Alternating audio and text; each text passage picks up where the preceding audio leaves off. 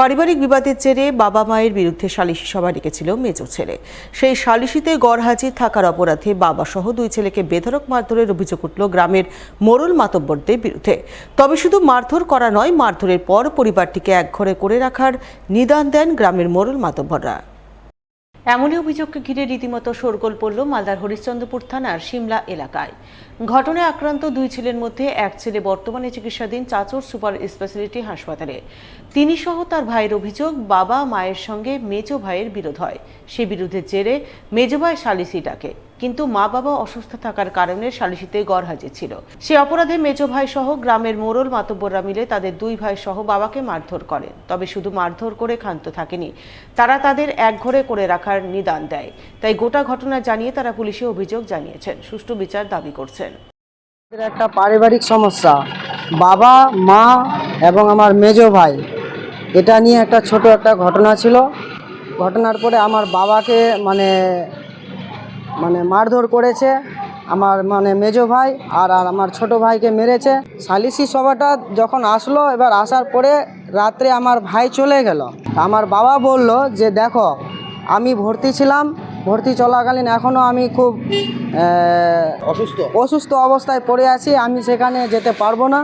ঠিক আছে, যেহেতু একটা ছোট সামান্য আমাদের পারিবারিক সমস্যা ছিল, আমার ভাইরা তো 7 ভাই আছে, ও বাপ চাচাকে ডেকে সেটা করতে পারতো, কিন্তু টিন পিটিয়ে ডাকলো, আমাকে মারেছে, আবার আমার উপরেই বিচার ডাকছে। আর আমি এরকম রোগে আক্রান্ত হয়ে পড়ে আছি, তারপরে আমাকে বিচারে যেতে হবে, আমি যেতে পারবো না।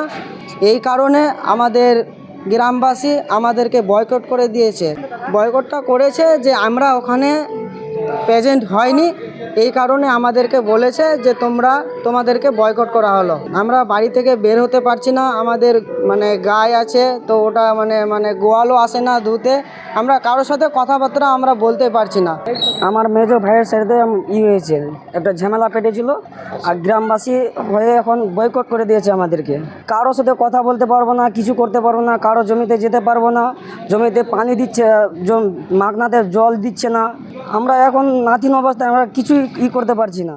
এ বিষয়ে মালদা জেলা পরিষদের সহকারী সভাধিপতি রফিকুল হোসেনকে ধরা হলে তিনি বলেন, এইভাবে কাউকে একঘরে করে রাখা উচিত নয়। পুলিশ বিষয়টি দেখছে, আশা করছেন পুলিশ সমস্যার সমাধান করবে। আমাদের সরকারের একটা আইনি ব্যবস্থা আছে, যেটা প্রত্যেকটা ক্ষেত্রে সামাজিক বিভিন্ন সমস্যার ক্ষেত্রে যেটা ফলো আপ হয়, তার সঙ্গে সঙ্গে কিছু কিছু সামাজিক ব্যাপার থেকেই যায়, যেখানে হয়তো আইনি জটিলতা থাকলে প্রথমে সামাজিকভাবে মেটানোর সেটা চেষ্টা করা হয়। সবসময় থানা পুলিশের কাছে দৌড়াদৌড়ি না করে, যখন ওটা ওভারকাম না করতে পারে, তারপরে আমরা থানা পুলিশে যাই। তো যেটা শুনলাম আমি, এটা ঠিকই আছে, হয়তো সামাজিকভাবে ওরা কন্ট্রোল করার চেষ্টা করেছে, কিন্তু একবারে একজনকে একটা ফ্যামিলিকে সব কিছু থেকে ব্যক্ত রাখা, এটাও খুব টাফ ব্যাপার। তো আমি শুনলাম সেটা পুলিশ প্রশাসন আছে হরিশ্চন্দ্রপুর থানার, তাদের সঙ্গে আলোচনা করব, যেন যে কোনো ফ্যামিলির যেন সমস্যা না হয়।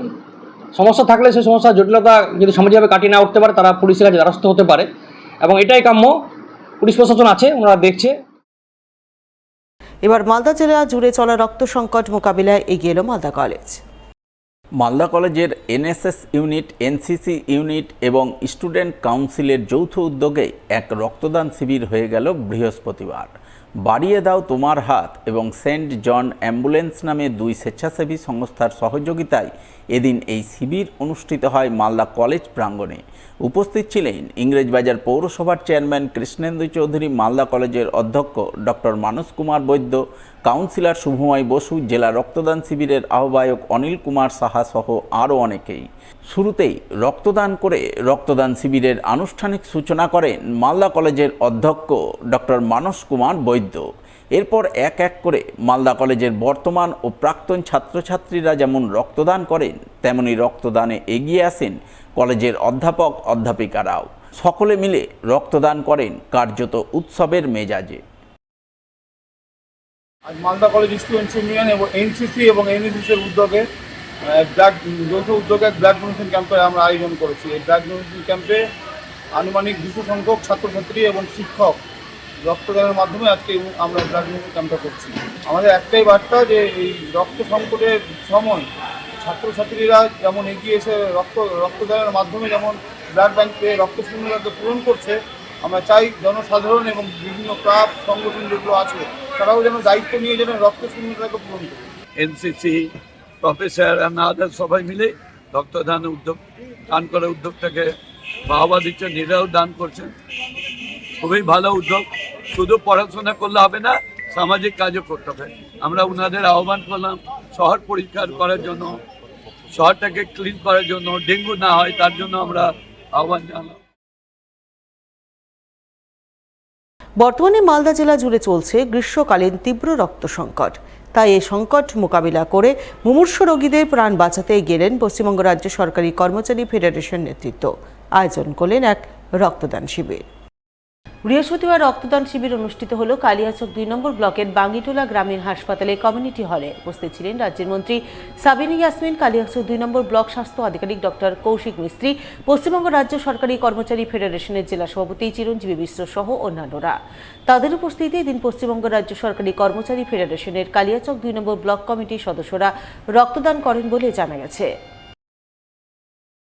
সরকারি কর্মচারী ফেডারেশনের নির্দেশে কালিয়াচক 2 শাখায় যে ব্লাড ডোনেশন ক্যাম্প হচ্ছে, সারা জেলার মধ্যে কালিয়াচক 2 ব্লক ব্লাড ডোনেশনের দিক থেকে প্রথম, এবং এখানে সবসময় হতেই থাকে। তো প্রত্যেকটা ব্লক যদি আমরা এরকমভাবে কাজ করি, ব্লাড ডোনেশনের মতো একটা মহৎ কাজ যদি আমরা করি ক্যাম্প, তাহলে খুব ভালো হয়। এবং আজকে আন্তরিকভাবে আমি ধন্যবাদ জানাচ্ছি পশ্চিমবঙ্গ রাজ্য সরকারি কর্মচারী ফেডারেশনের আমাদের জেলার যিনি প্রেসিডেন্ট চিরঞ্জীব বাবু, ওনার নেতৃত্বে যে আজকে কালিয়াচক 2 ব্লকের ব্লাড ডোনেশন ক্যাম্প হচ্ছে, আমি ওনাদেরকে